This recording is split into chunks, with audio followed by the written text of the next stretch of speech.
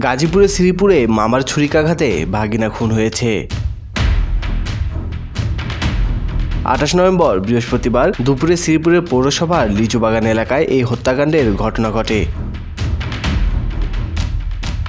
নিহত শাহরিয়ার নেত্রকোনা জেলার আটপাড়া থানার চারিগাতিয়া গ্রামের ললিত মিয়ার ছেলে।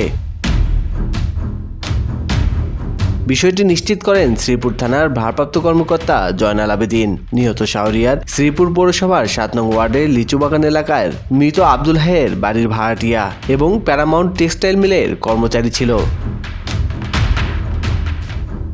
পুলিশ ও স্থানীয়রা জানান, শাহরিয়ারের মামা রনি তার মায়ের কাছে টাকা পাওয়াকে কেন্দ্র করে দুপুর 12টায় কথা কাটাকাটির এক পর্যায়ে মামা রনি ধারালো ছুরি দিয়ে বুকের বাম পাশে আঘাত করলে গুরুতর আহত হয়।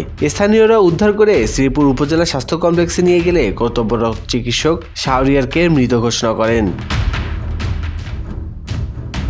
শ্রীপুর থানার ভারপ্রাপ্ত কর্মকর্তা ওসি জয়নাল আবেদিন জানান, নিহতের মরদেহ উদ্ধার করে ময়নাতদন্তের জন্য শহীদ তাজউদ্দিন আহমেদ মেডিকেল কলেজ মর্গে পাঠানো হয়েছে।